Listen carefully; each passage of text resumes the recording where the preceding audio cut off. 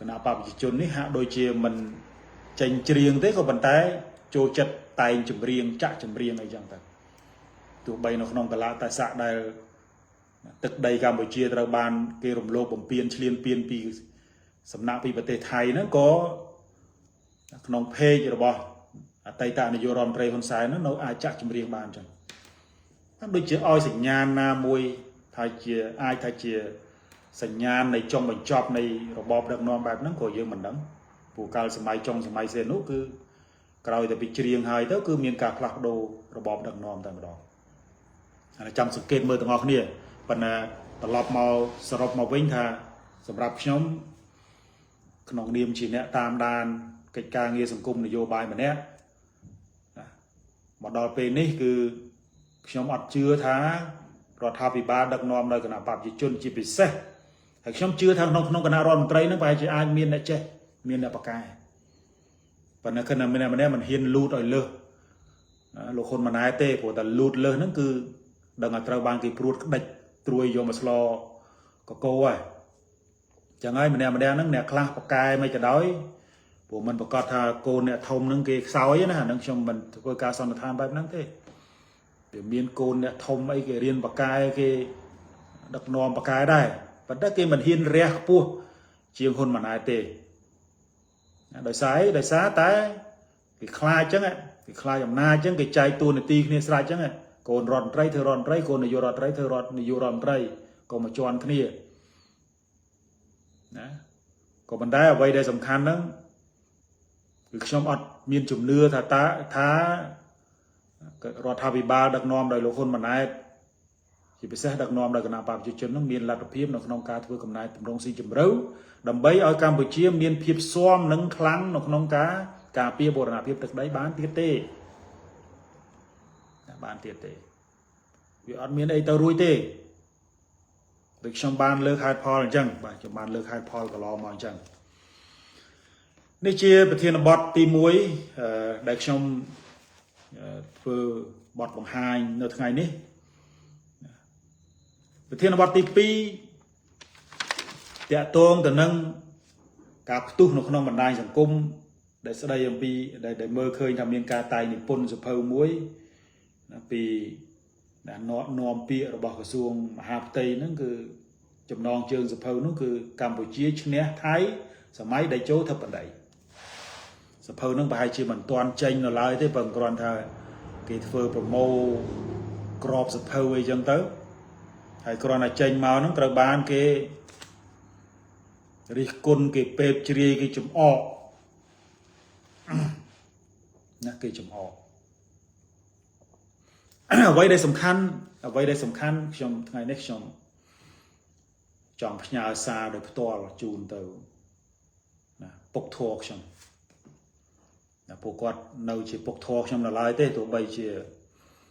ណាលើកលែងតែថ្ងៃណាមួយគាត់កាត់កាល់ខ្ញុំចោល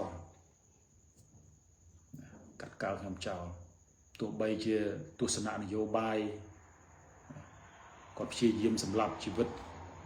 ជាប្រតិភិបនយោបាយខ្ញុំក៏ដោយប៉ុន្តែខ្ញុំព្យាយាមងើបឡើងវិញក៏ប៉ុន្តែទោះបីយ៉ាងណាក៏ដោយមនោសញ្ចេតនាខ្ញុំមិនបោះបង់ទេខ្ញុំមិនអសិលធម៌ពេកទេប៉ុន្តែខ្ញុំចង់ជម្រាបថាបើសិនជាសភៅនឹងត្រូវបានបោះពុម្ពផ្សាយមែនណាសភៅដែលមានចំណងជើងថាកម្ពុជាឈ្នះថៃសម័យតេជោធិបតីនេះមែនខ្ញុំចង់ជម្រាបជូនទៅពុកចេះថាអ្វីដែលពួកនឹងធ្វើហ្នឹងគឺគេព្យាយាមលើកជើងពុកដើម្បីឲ្យពុករហែកខោលិចពងឲ្យខ្មាស់គេតែប៉ុណ្ណោះពួកនឹងគ្មានចេតនាល្អជាមួយនឹងពុកទេ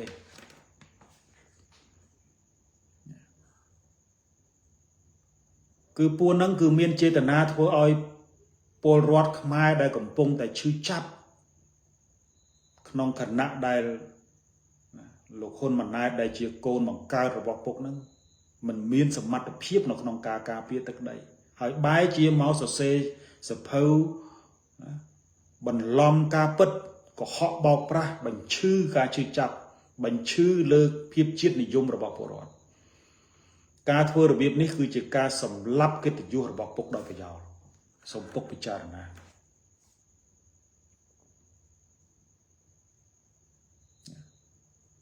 ការធ្វើរបៀបនេះគឺជាការស្រាតខោពុកដើម្បីឲ្យមនុស្សទូទាំងប្រទេសសើចចំអកប្រជាពលរដ្ឋ7 ដណ្ដប់លានគ្រប់គ្នាបារម្ភគ្រប់គ្នាសោកស្ដាយគ្រប់គ្នាឈឺចាប់ក្នុងអំឡុងពេលដែលថៃឈ្លានពានយកទឹកដីកម្ពុជាហើយគេកំពុងតែអភិវឌ្ឍគេកំពុងតែកសាងហេដ្ឋារចនាសម្ព័ន្ធនៅលើដីដែលគេដណ្ដើមយកបានវាបែរជាមានមនុស្សមួយចំនួនសរសេរសៀវភៅបញ្ឈឺភាពជាតិនិយមរបស់ពលរដ្ឋកម្ពុជាដោយគ្រាន់តែចង់បានផលប្រយោជន៍ផ្នែកណាមួយហើយព្យាយាមសរសើរពុកហើយនឹងកូនប្រុសបង្កើតរបស់ពុកអានឹងចំណុចទី1ចំណុចទី2បើសភៅនេះចេញមែនបោះពុំផ្សាយមែនសភៅនេះគឺជាឯកសារដែលមាក់ងាយពលឹងបុព្វបុរសខ្មែរដែលបានបន្សល់ទុកនៅមរតកទាំងពីប្រាសាទបុរាណទាំងពីទឹកដីហើយមកដល់ឥឡូវនេះចំនួនកូនប្រុសរបស់ពុកបង្កើតនេះបានធ្វើឲ្យបាត់បង់ទឹកដី4 ដណ្ដប់ចំណុចហើយបែរទៅជាសរសេរសភៅកម្ពុជាជាឈ្នះថៃហេតុអីបានកុហកបែបនេះពួកអ្នកសរសេរនឹងមានចេតនាអីប៉ុន្តែខ្ញុំមើលថាជាការសរសេរដើម្បីធ្វើឲ្យពលរដ្ឋឈឺចាប់ហើយកាន់ទៅឲ្យពលរដ្ឋស្អប់ពុកកាន់តែខ្លាំង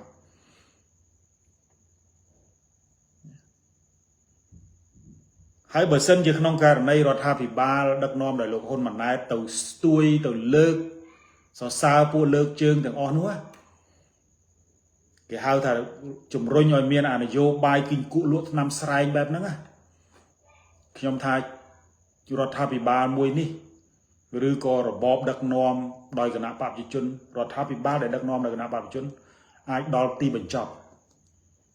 ហេតុអីបានដល់ទីបញ្ចប់ទី1សមត្ថភាពរដ្ឋាភិបាលបច្ចុប្បន្នឃើញហើយពុកឃើញហើយកូនប្រុសបង្កើតរបស់ពុកអត់មានលទ្ធភាពនៅក្នុងការដោះស្រាយបញ្ហាទេខ្ញុំមិនដឹងថាទទួលមរតកជានាយករដ្ឋមន្ត្រីនឹងទទួលដោយបង្ខំឬក៏យ៉ាងម៉េចទេព្រោះឥឡូវឃើញស្កូវច្រើនដែរហើយជាមិនសូវជាចង់ប្រមាណទេប៉ុន្តែត្រូវពុកបង្ខំឲ្យអញ្ចឹងទៅឬក៏យ៉ាងម៉េចអញ្ចឹងសមត្ថភាពនៅក្នុងការដោះស្រាយបញ្ហាវាអត់មានហើយពុកដឹងច្បាស់ណាស់រឿងហ្នឹងពុកដឹងច្បាស់ថាកូនប្រុសពុកឈ្មោះហ៊ុនម៉ាណែតនេះអត់មានសមត្ថភាពធ្វើជានាយករដ្ឋមន្ត្រីទេប៉ុន្តែគ្រាន់តែធ្វើម៉េចជាកូនច្បងកើតនៅក្នុងគ្រួសារតកូលហ៊ុនទៅហើយជាទំនៀមទម្លាប់ប្រពៃណីកូនច្បងហ្នឹងគឺត្រូវបន្តតំណែងតាមរបៀបសក្តិភូមិសម័យមុនណានឹងចំណុចទី1ចំណុចទី2ក្នុងគណៈដែលកូនបង្កើតរបស់ពុកអត់មានសមត្ថភាពបែបនេះហើយបែរជាទៅបញ្ឈឺពលរដ្ឋទៅទៀតបង្កើតអំនួតលើការឈឺចាប់មាក់ងាយពលឹងបុព្វបុរសខ្មែរដែលបានបន្សល់នៅគេមរតកមួយចំនួនហើយដែលខ្លួនមិនមានសមត្ថភាពក្នុងការការពារទឹកដីមិនបានដោះស្រាយបញ្ហាសង្គមមិនកើតណាមានអ្នកសរសេរបញ្ចើបញ្ឈឺបន្លំពលរដ្ឋទៅទៀតហើយបើសិនជាក្នុងករណីបន្តរបៀបនេះណាខ្ញុំមើលទៅដំណើរចុងក្រោយនៃការដឹកនាំកម្ពុជាដោយគណៈបព្វជិជនឬក៏ដោយគ្រួសាររបស់ពុកតកូលរបស់ពុកហ្នឹងគឺអាចដល់ទីបញ្ចប់អានេះខ្ញុំនិយាយក្នុងមโนសញ្ចេតនាជាកូនធម៌ម្នាក់ខ្ញុំអត់ខ្វល់នៅណារិះគន់ខ្ញុំអីហ្នឹងអ្នកខ្លះគេថាហ៊ុនសែនធ្វើបាបប៉ុណ្ណឹងហើយនៅហៅពុកខ្ញុំណាមិនបាច់មក lecture មិនបាច់មកបង្រៀនបដៅខ្ញុំទេក៏បង្រៀនខ្ញុំឲ្យទៅជាធ្វើជាអ្នកនយោបាយឬក៏ធ្វើជាអ្នកវិភាគអត់ពូជខ្ញុំនៅតែគោរពពុកចឹងចាហើយណាពុកគឺជាអិសរាជជននយោបាយម្នាក់ខ្ញុំអាចរៀនសូត្របាន ក៏ប៉ុន្តែអ្វីដែលខ្ញុំឃើញនៅក្នុងបណ្ដាញសង្គមវាជារឿងមួយដែលបើសិនជាសភៅនេះត្រូវបានចែងផ្សាយមែនហើយត្រូវបានយកមកអបអរសាទរដោយមន្ត្រីរដ្ឋាភិបាលត្រូវបានយកមកអបសរសាទរដោយប្រព័ន្ធផ្សព្វផ្សាយរបស់រដ្ឋាភិបាលមែនអានេះជារឿងមួយដែលអាម៉ាស់បំផុតហើយជាការប្រមាថអ្នកងាយការឈឺចាប់របស់ពលរដ្ឋអ្នកខ្លះមិនទាន់បានត្រឡប់ទៅផ្ទះវិញផងមកឈ្នះថៃត្រង់ណាគេដាក់លំប៉ោងខោឲ្យទៅឈ្នះត្រង់ណាហើយđâyបានកុហកស្រស់ម្លេះ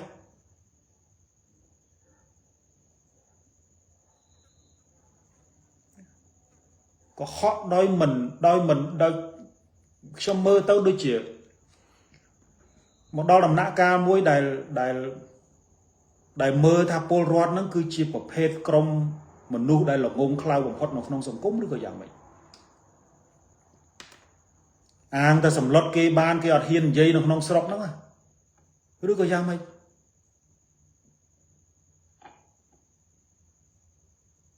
មន្ត្រីចៅមកសៀតមួយចំនួនប៉ុន្តែហ្នឹងខ្លាយតែជានយោបាយពុកខ្ញុំមិនដឹងអានេះខ្ញុំនិយាយផ្ទាល់ទៅពុកចឹងមកពុកស្ដាប់ហើយជាពុកបានស្ដាប់ឬក៏មានជំនួយការណាកាត់វីដេអូនឹងទៅឲ្យពុកស្ដាប់ហ្នឹងប៉ុន្តែចេតនារបស់ខ្ញុំនិយាយដោយការគោរពខ្ញុំនិយាយដោយការគោរពខ្ញុំនិយាយដោយការបារម្ភនិន្នាការនយោបាយពុកហើយនឹងខ្ញុំខុសគ្នាឆ្ងាយតាំងពីដើមទីមកក៏ប៉ុន្តែអ្វីដែលសំខាន់ហ្នឹងគឺខ្ញុំអត់ចង់ឃើញគណៈបព្វជិជនដួលរលំដោយពួកលើកជើងហ្នឹងទេ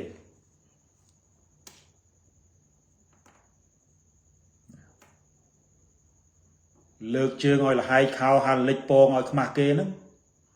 ហើយពុកចេះតែញឹមបានដែរអាហ្នឹងរឿងរបស់ពុកហ្នឹងប៉ុន្តែសច្ចភាពដែលកំពុងតែកើតឡើងនៅក្នុងសង្គមគឺជារឿងមួយដែលរដ្ឋាភិបាលរួមទាំងពុកផងត្រូវដោះស្រាយដរាបណារដ្ឋាភិបាលលោកហ៊ុនម៉ាណែតដែលជាកូនប្រុសបង្ការរបស់ពុកមិនមានលទ្ធភាពនៅក្នុងការដណ្ដើមទឹកដីត្រឡប់មកវិញទេក្នុងកែវភ្នែករបស់ខ្ញុំក្នុងនាមជាកូនធម៌ពុកម្នាក់ខ្ញុំគិតថាលោកហ៊ុនម៉ាណែតគឺជាមនុស្សដែលក្បត់ជាតិអាចរួមទាំងពុកផងដែរព្រោះរឿងប្រទេសជាតិខ្ញុំជឿថាពុកជាអ្នកនយោបាយស្រឡាញ់ជាតិដូចតែខ្ញុំចឹងប៉ុន្តែស្រឡាញ់នៅក្នុងទម្រង់ផ្សេងគ្នាតែប៉ុណ្្នឹងឯងប៉ុន្តែការបាត់បង់ទឹកដីត្រូវតែទទួលខុសត្រូវណាត្រូវតែទទួលខុសត្រូវមិនបាច់យកហេតុផលអីមកបញ្យល់ហ្នឹងសម័យខ្ញុំនឹងវាចេះវាពិបាកចេះវាពិបាកចុះបើគេបោះឆ្នោតឲ្យធ្វើជានាយករដ្ឋមន្ត្រីដើម្បីដើរហួចជិះម៉ូតូដើរលេងហ្នឹងគេមិនបោះឆ្នោតទេគេបោះឆ្នោតឲ្យដោះស្រាយបញ្ហាហ្នឹងហើយអាបញ្ហាដែលប្រជាជនសាមញ្ញមិនមានលទ្ធភាពដោះស្រាយគេបោះឆ្នោតឲ្យ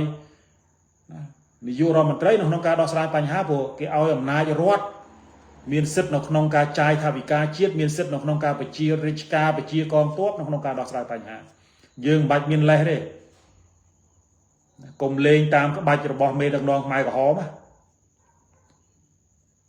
មេដឹកនាំខ្មែរក្រហមដែលសល់មានរស់រានមានជីវិតចុងក្រោយគេកាត់ទោសគេអីហ្នឹង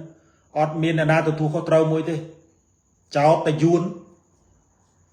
ចោតនៅនេះចោតនៅនោះទម្លាក់កំហុសលើនៅនេះទម្លាក់កំហុសលើនៅនោះបោះបង់អាទម្លាប់នឹងចេញ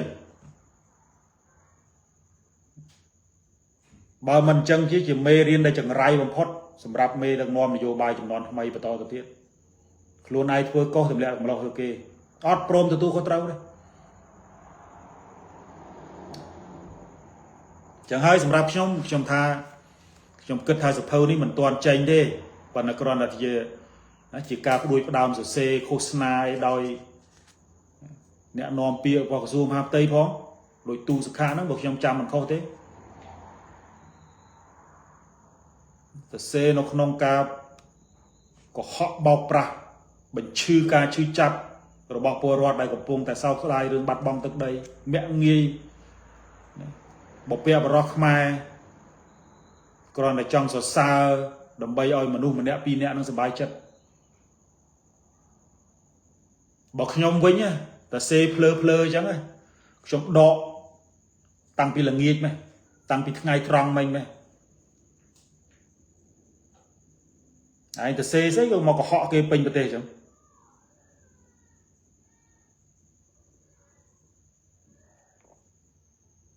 គេវាយឡើងបាក់ស្បាតអាហ្នឹងអត់ការងារធ្វើទៅចាក់សបុកកម៉ាល់អាហ្នឹងគេតិចឡើងប៉ោងមុខចឹងហើយនៅអួតបានទៀតប៉ុន្តែតាមមើលទៅអួតហ្នឹងមិនសូវប្រហែលទេបើអ្នកជុំវិញហ្នឹងទៅអួតឲ្យពលរដ្ឋហ្នឹងចំអកព្រោះឈឺការឈឺចាប់របស់ពលរដ្ឋឯស្មាពលរដ្ឋមិនដឹងទេការបោះឆ្នោតឆ្នាំ2028នេះណាបើសិនជាមានគណៈបព្វប្រឆាំងចូលរួមបាសជើង 100% ប៉ុន្តែមើលកាលានេះហ្នឹងគ្មានឲ្យគេចូលរួមទេនៅទុកតាគណៈបព្វបុកបែងហ្នឹងគ្រាន់កំដរប្រជាធិបតេយ្យអញ្ចឹងទៅ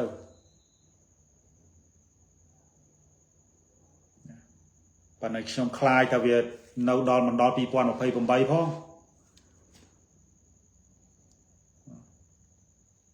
រោះមើលទៅអត់មានដោះស្រាយបញ្ហាអីចេញផង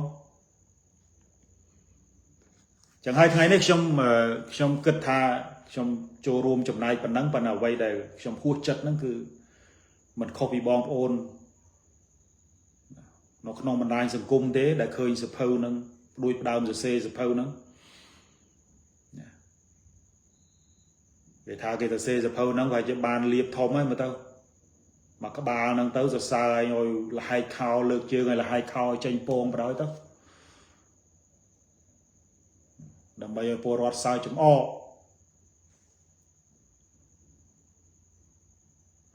ហើយតាមមិនស្រួលហ្នឹងអបអសាទរមែនហ្នឹងណាព្រោះមើលមិនឃើញទេព្រោះដូចចូលឥឡូវ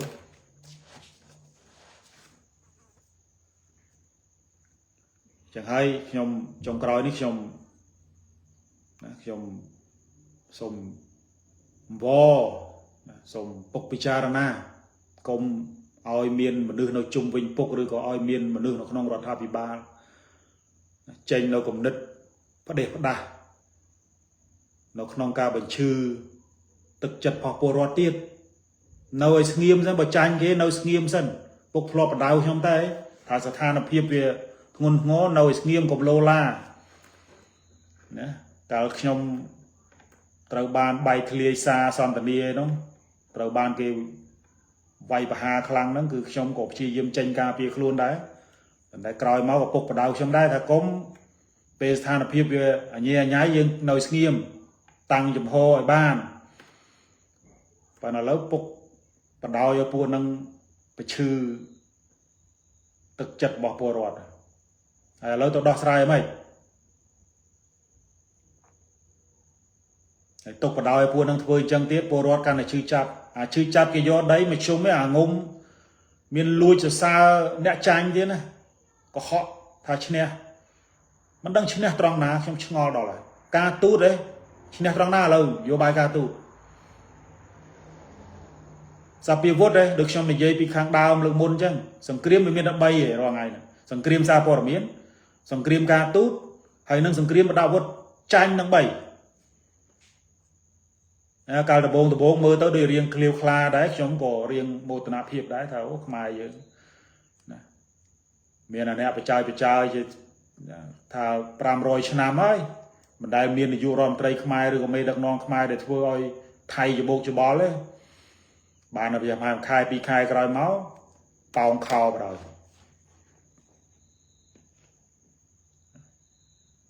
ប៉ុន្តែទោះបីយ៉ាងណាក៏ដោយយ៉ាងហោចណាស់ក៏រដ្ឋាភិបាលដឹកនាំដោយលោកហ៊ុនម៉ាណែតដែលមានពុកនៅពីខាងក្រោយហ្នឹងបានប្រឹងប្រែងណាស់ដែរខ្ញុំទទួលស្គាល់ប៉ុន្តែបើចាញ់ហើយយើងនៅឲ្យស្ងៀមហើយរកមធ្យោបាយដើម្បីធ្វើខ្លួនឲ្យប្រកែចេញគោលនយោបាយបង្រួមជាតិឬក៏ធ្វើឲ្យកម្ពុជារឹងមាំមកហើយវាគ្មានអីពិបាកទេខ្ញុំជឿថាទីប្រឹក្សាបរដ្ឋាភិបាលហើយមកកកោកកវិសមកដៃត្រូវ 4-5 នាក់ហ្នឹង men là ngung ấy nè cả thôi cả cầm nai tầm rong si chìm râu đầm bay co sang sầm mặt phiêu Campuchia ở ai Campuchia ai ca pia luôn bán thứ mày cắt vào thôi em pơ poko lui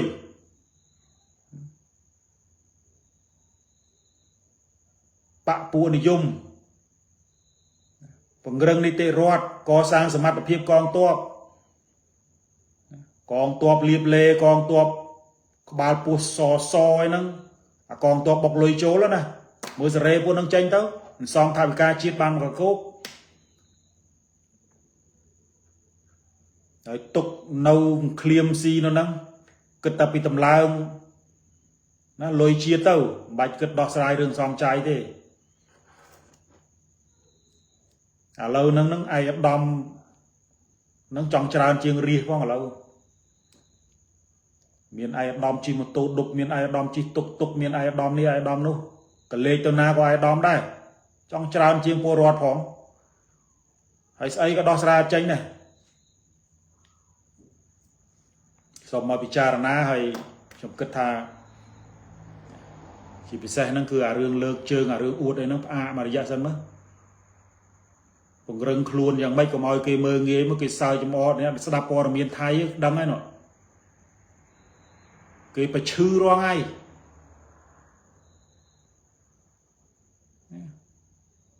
miền say phải liệt mò giờ xe giờ phâu phải chư po rọt tiệt gì và nó khẩn trong phải chỉ phục bàn mơ thêm đang bậc trong giấy nàyคือphục bàn sẽ đáp có sôm phục với cha na phong đã này giờ xe đang mình mặc nho mới nó khơi say phong ta tranh kế của ta xe trên này hay có họ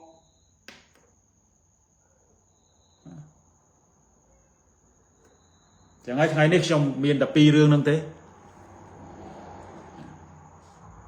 miền tập pi rương năng thế rương tì môiคือrương cầm nai tụm rong si chìm râu nước trong trong chìm riệp chun bong ôn nè sẽ đạp nó tí ní và đôi chiên nè để sẽ đạp to một tiết thà trong ọt chưa lơ rọt hào bị bà lục hôn mà nai tế nó không cả đọt sai bài nhà nữa hay rương tì pi nóคือcả uất sò sa đầm bay bình chư po rọt đại cầm pông tại miền róm bát bong thực đây nó cứ chia rương môi đại cua oi ẩm mát nè hayมันนูระเบียบนี้บ่เมียนตัวในตีนของรถทาบิบานั่นคือมันอายทั่วดำนาตัวมกบานเตปูสัตตะกะเหาะต้องไอ้ตะกะเหาะไอ้รถทาบิบาดักนอมไม่บ่ตัวบานเต้นในกะเหาะนั้นสำหรับจัดนั้นวิอันนี้เตาไอ้มวยเต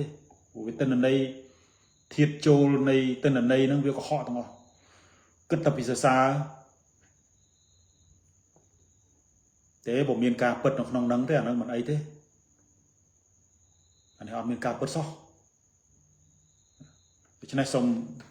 ปัจนังไงเนี่ยสมอนุญาตจะเรียบสมคุณ